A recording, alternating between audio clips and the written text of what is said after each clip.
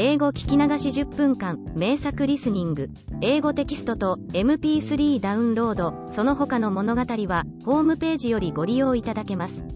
88thpp.com 88thpp.com Chapter 7 The Graveyard. When the children were not going on an expedition, they played about in the realms of light, and this was a great treat for them, for the gardens and the country around the temple were as wonderful as the halls and galleries of silver and gold. The leaves of some of the plants were so broad and strong that they were able to lie down on them, and, when a breath of wind stirred the leaves, the children swung as in a hammock. It was always summer there, and never a moment was darkened by the night, but the hours were known by their different colors. There were pink, white, blue, lilac, green and yellow hours, and, according to their hues, the flowers, the fruits, the birds, the butterflies and the scents changed, causing Tybal and Mydal a constant surprise. They had all the toys that they could wish for. When they were tired of playing, they stretched themselves out on the backs of the lizards, which were as long and wide as little boats, and quickly raced round the garden paths, over the sand which was as white and as good to eat as sugar. When they were thirsty, water shook her tresses into the cup of the enormous flowers, and the children drank straight out of the lilies, tulips and morning glories. If they were hungry, they picked radiant fruits which revealed the taste of light to them and which had juice that shone like the rays of the sun. There was also, in a clump of bushes, a white marble pond which possessed a magic power. Its clear waters reflected not the faces, but the souls of those who looked into it. "It's a ridiculous invention," said the cat, who steadily refused to go near the pond. You, my dear little readers, who know her thoughts as well as I do, will not be surprised at her refusal. And you will also understand why our faithful Tylo was not afraid to go and quench his thirst there. He need not fear to reveal his thoughts, for he was the only creature whose soul never altered. The dear dog had no feelings but those of love and kindness and devotion. When Tybal bent over the magic mirror, he almost always saw the picture of a splendid blue bird, for the constant wish to find him filled his mind entirely. Then he would run to Light and entreat her. "Tell me where he is. You know everything, tell me where to find him." But she replied, in a tone of mystery, "I cannot tell you anything. You must find him for yourself." And, kissing him, she added, "Cheer up, you are getting nearer to him at each trial." Now there came a day on which she said to him, "I have received a message from the fairy Baraloon telling me that the blue bird is probably hidden in the graveyard. It appears that one of the dead in the graveyard is keeping him in his tomb." "What shall we do?"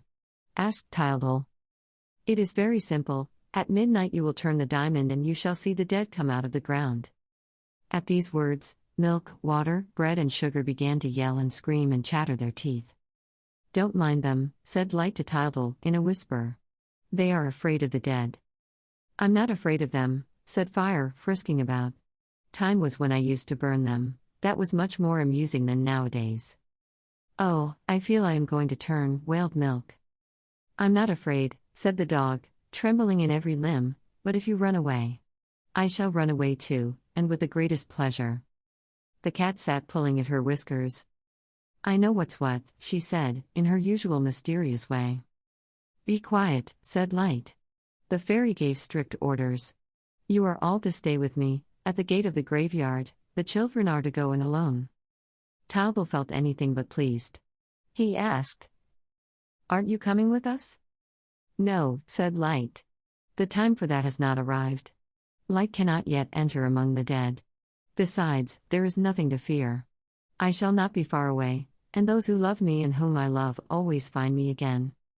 She had not finished speaking, when everything around the children changed. The wonderful temple, the dazzling flowers, the splendid gardens vanished to make way for a poor little country cemetery, which lay in the soft moonlight. Near the children were a number of graves, grassy mounds, wooden crosses and tombstones.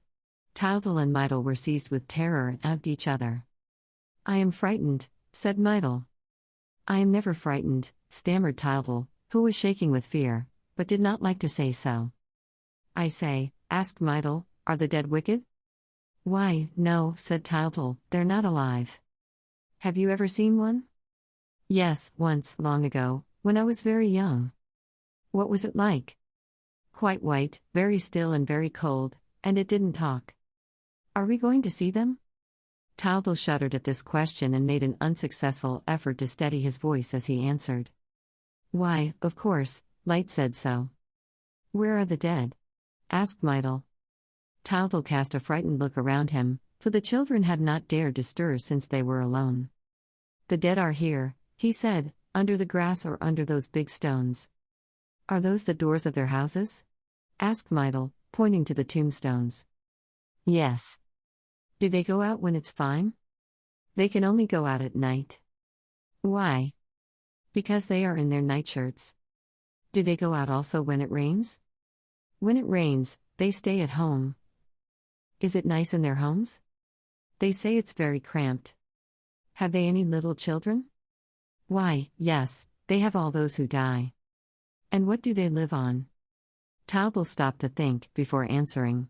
As Mydal's big brother, he felt it his duty to know everything, but her questions often puzzled him. Then he reflected that, as the dead live underground, they can hardly eat anything that is above it, and so he answered very positively. They eat roots.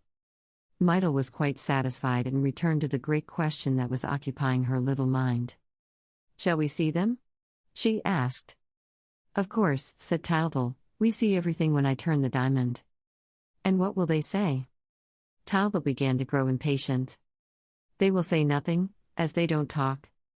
Why don't they talk? Asked Mydal. Because they have nothing to say, said Taldal, more cross and perplexed than ever. Why have they nothing to say? This time, the little big brother lost all patience. He shrugged his shoulders, gave Mydal a push and shouted angrily. You're a nuisance. Mydal was greatly upset and confused. She sucked her thumb and resolved to hold her tongue forever after, as she had been so badly treated. But a breath of wind made the leaves of the trees whisper and suddenly recalled the children to their fears and their sense of loneliness. They hugged each other tight and began to talk again, so as not to hear the horrible silence. When will you turn the diamond? Asked Mydal. You heard Light say that I was to wait until midnight, because that disturbs them less. It is when they come out to take the air. Isn't it midnight yet? Taldal turned round, saw the church clock and hardly had the strength to answer, for the hands were just upon the hour. Listen, he stammered, listen. It is just going to strike. There. Do you hear? And the clock struck 12. Then Mydal, frightened out of her life, began to stamp her feet and utter piercing screams. I want to go away. I want to go away. Taldal, though stiff with fright, was able to say. Not now. I'm going to turn the diamond. No, no, no, cried Mydal. I am so frightened, little brother. Don't do it. I want to go away. Taldal vainly tried to lift his hand. He could not reach the diamond with Mydal clinging to him, hanging with all her weight on her brother's arm and screaming at the top of her voice. I don't want to see the dead. They will be awful. I can't possibly. I am much too frightened. Poor Taldal was quite as much terrified as Mydal, but at each trial, his will and courage were becoming greater. He was learning to master himself, and nothing could induce him to fail in his mission. The 11th stroke rang out. The hour is passing, he exclaimed. It is time. And releasing himself resolutely from Mydal's arms, he turned the diamond. A moment of terrible silence followed for the poor little children. Then they saw the crosses totter, the mounds open, the slabs rise up. Mydal hid her face against Taldal's chest. They're coming out, she cried. They're there. They're there. The agony was more than the plucky little fellow could endure. He shut his eyes and only kept himself from fainting by leaning against a tree beside him. He remained like that for a minute that seemed to him like a century, not daring to move, not daring to breathe. Then he heard birds singing, a warm and scented breeze fanned his face, and, on his hands, on his neck, he felt the soft heat of the balmy summer sun. Now quite reassured, but unable to believe in so great a miracle, he opened his eyes and at once began to shout with happiness and admiration. From all the open tombs came thousands of splendid flowers. They spread everywhere, on the paths, on the trees, on the grass, and they went up and up until it seemed that they would touch the sky. They were great full-blown roses, showing their hearts, wonderful golden hearts from which came the hot, bright rays which had wrapped Taldal in that summer warmth. Round the roses, birds sang and bees buzzed gaily. I can't believe it. It's not possible, said Taltal. What has become of the tombs and the stone crosses? Dazzled and bewildered, the two children walked hand in hand through the graveyard, of which not a trace remained, for there was nothing but a wonderful garden on every side. They were as glad and happy as could be, after their terrible fright. They had thought that ugly skeletons would rise from the earth and run after them, pulling horrid faces. They had imagined all sorts of awful things. And now, in the presence of the truth, they saw that all that they had been told was a great big story and that death does not exist. They saw that there are no dead and that life goes on always, always, but under fresh forms. The fading rose sheds its pollen, which gives birth to other roses, and its scattered petals scent the air. The fruits come when the blossoms fall from the trees, and the dingy, hairy caterpillar turns into a brilliant butterfly. Nothing perishes, there are only changes. Beautiful birds circled all round Taltal and Meitel. There were no blue ones among them, but the two children were so glad of their discovery that they asked for nothing more. Astonished and delighted, they kept on repeating, "There are no dead. There are no dead." Audiobook. Living in Kyoto by Hidemi Woods. Now on sale in online stores. 44 available distributors. Apple, Google Play, Amazon Audible, or else.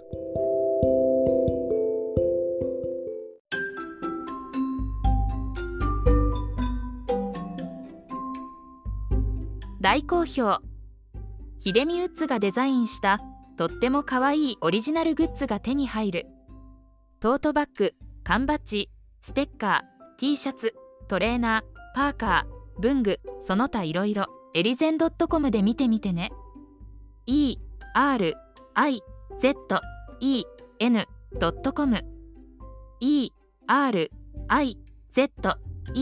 erizen.com エリゼン .com。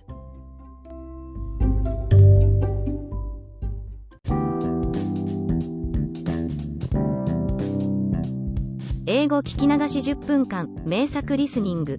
英語テキストと MP3 ダウンロード、その他の物語はホームページよりご利用いただけます。